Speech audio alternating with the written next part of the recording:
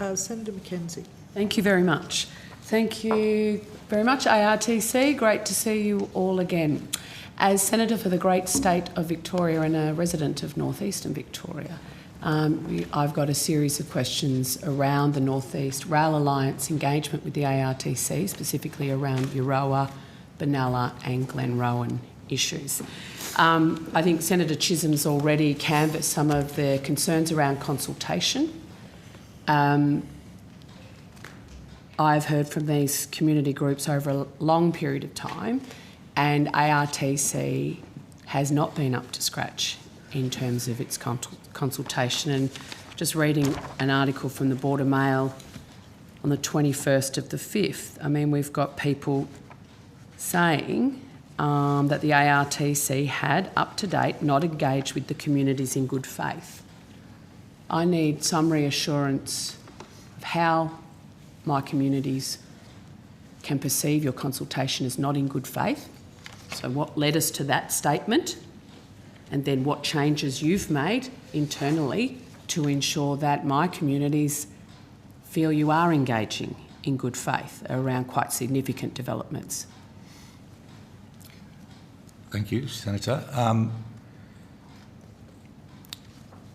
Where to start with that? I've got all day. I think it's always disappointing when we read people in the communities who express views in that way, that they haven't felt that ARTC's been operating in good faith.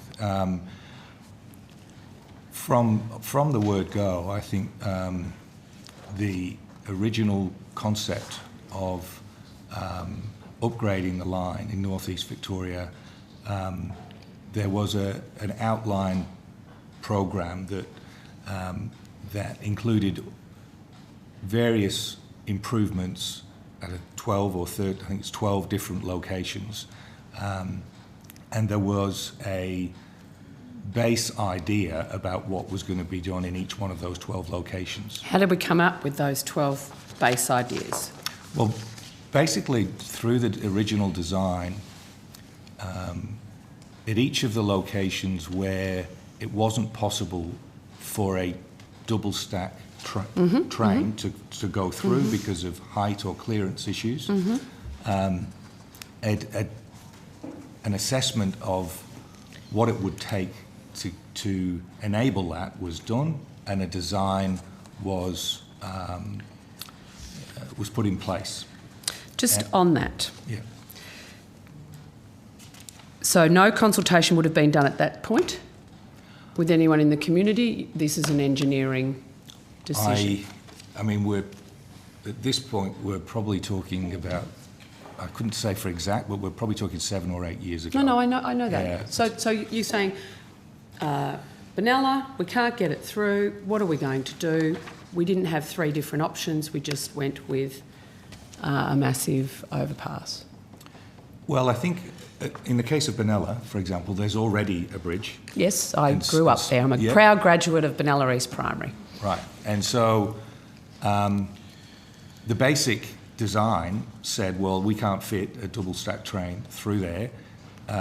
What will it take for us to be able to do that? The answer was, well, you could either lower the track or you could replace the bridge with a higher bridge.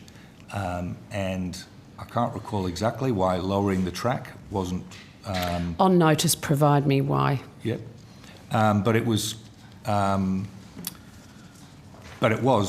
for a very long period of time, the sort of assumed minimum that we could do and in order to get the trains through. And I'm assuming that's for the whole 12 solutions across... Well, it was the assumed solution. They're all very different. Yes, I know that. Some of them are not as simple as just raising one bridge.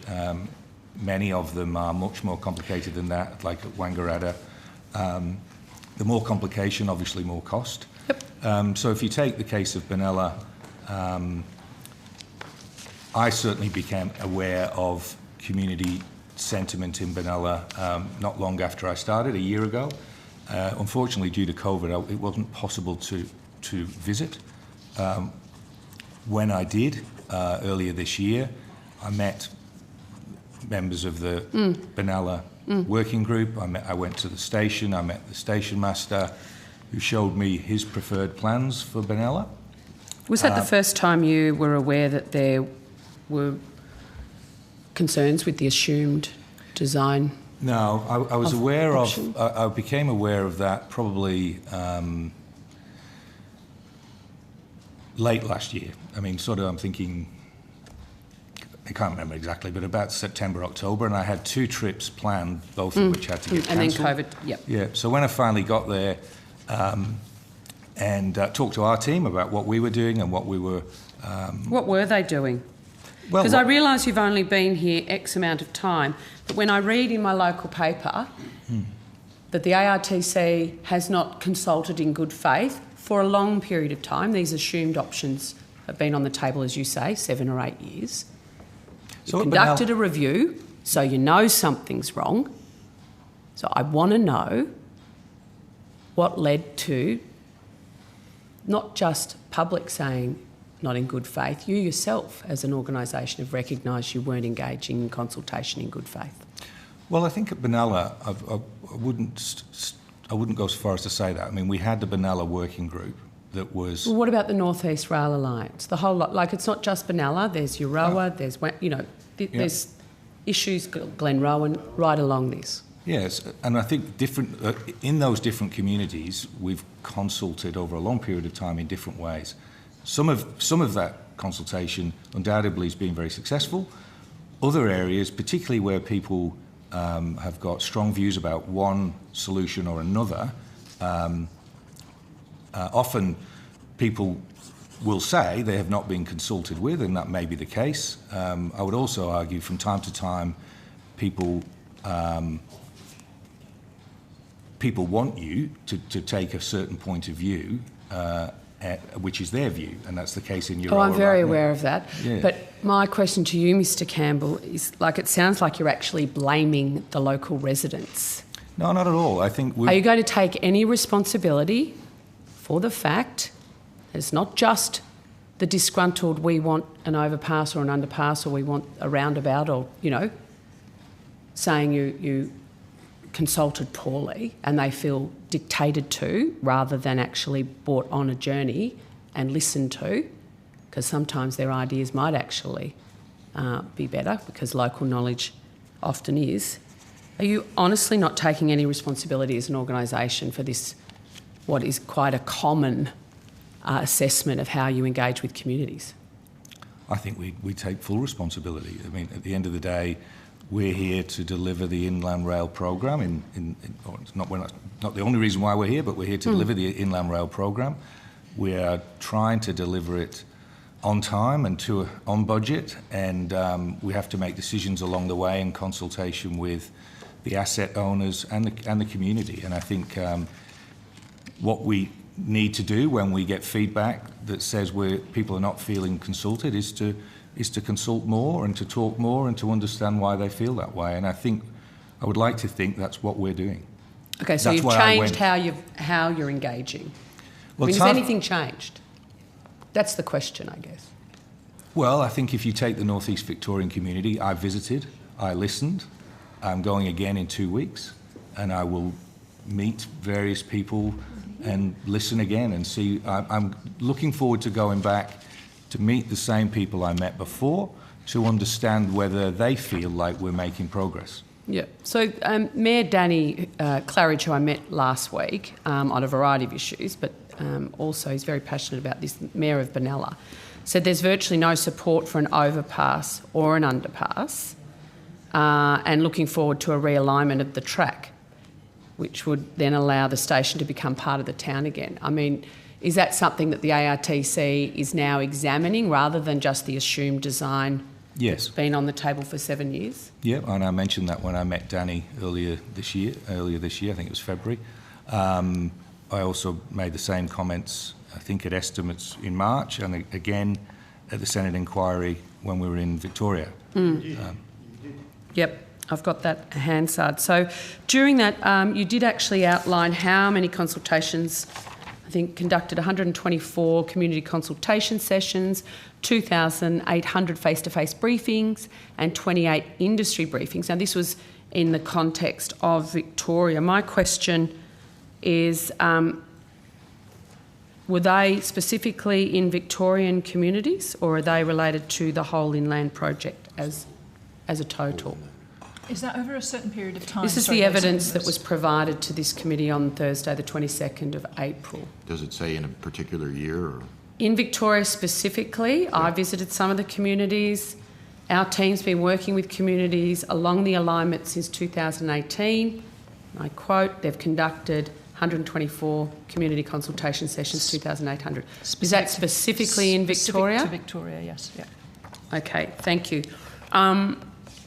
Has there been any update on those figures or improvements that have been made in how our ARTC conducts their consultation?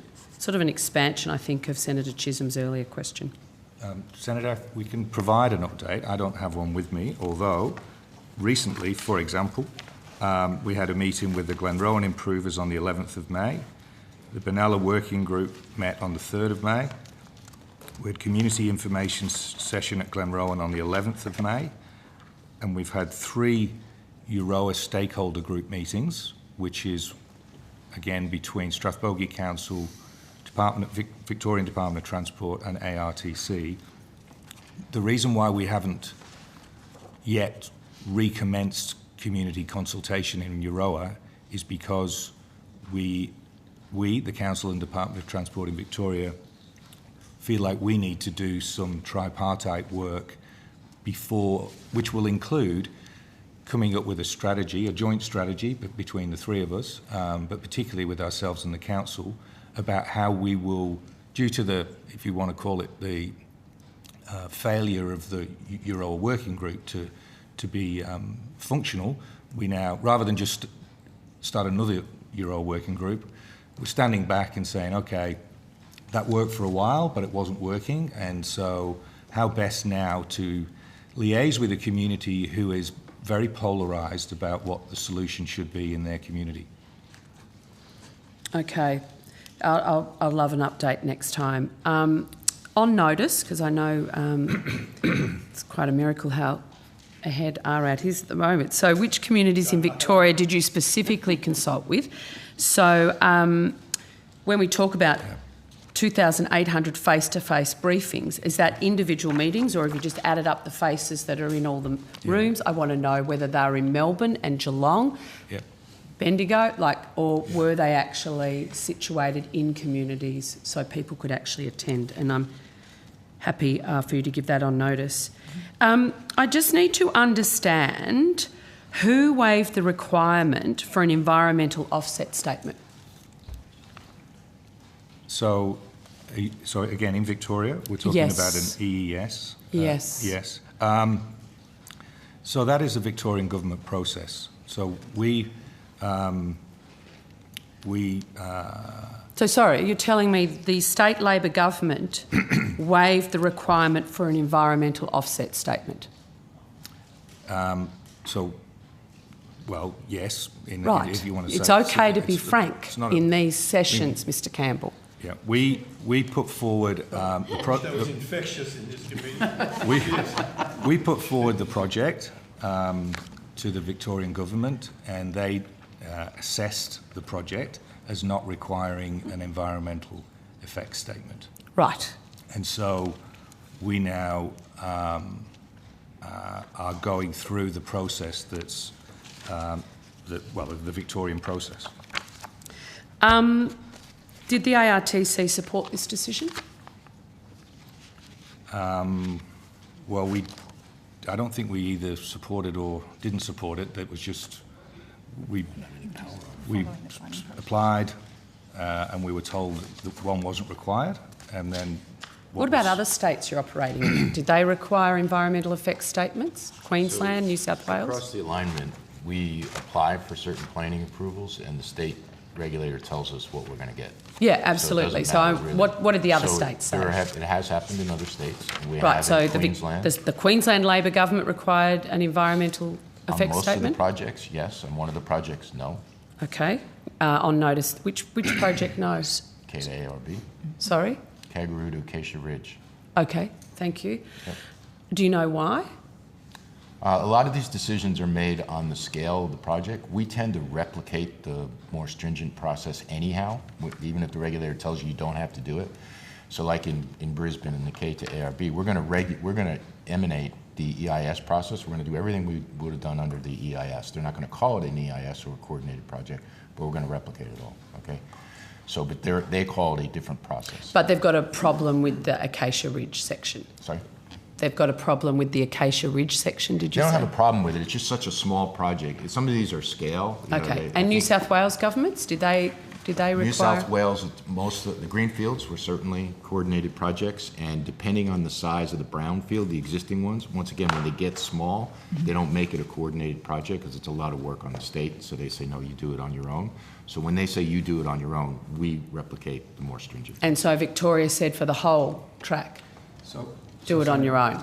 yeah, so You're nodding, you're nodding. Oh, Hansard sorry. doesn't pick up nodding. It's the planning scheme amendment process that we're so, following. Senator, I've actually So got that's- I've actually got the that's- documentation with me, which is the decision and the reason for the decision. And the reason for the decision that the Victorian government gave was that there were no practical alternatives for the location of the project because it was basically being built in an existing corridor. So that I might get you to table those documents. yeah, and so they list out various Yep. things that we need to focus on. Obviously, we need to do an environmental assessment, but it isn't to the same rigour as the EES. But there are other things like Aboriginal heritage, cultural heritage. So there's a host of things that we now must consider in our planning scheme amendment. And final question, Chair. There's a colleague of mine, Steph Ryan, Deputy Leader of the Nationals in the state opposition, has written to the state government concerned about the decision to waive requirements for environmental effects statements and to call in planning approvals along the corridor. It doesn't actually change, though, the importance of ensuring locals have a say in how the project impacts on and is delivered in community. Yeah. So can you guarantee locals, despite the fact that the processes of an environmental impact study mean they would be consulted about all these things, will still be undertaken through your own internal processes? Yes, absolutely we will. As part of the planning scheme amendment, we will be consulting with the communities as we work through that process. Thank you.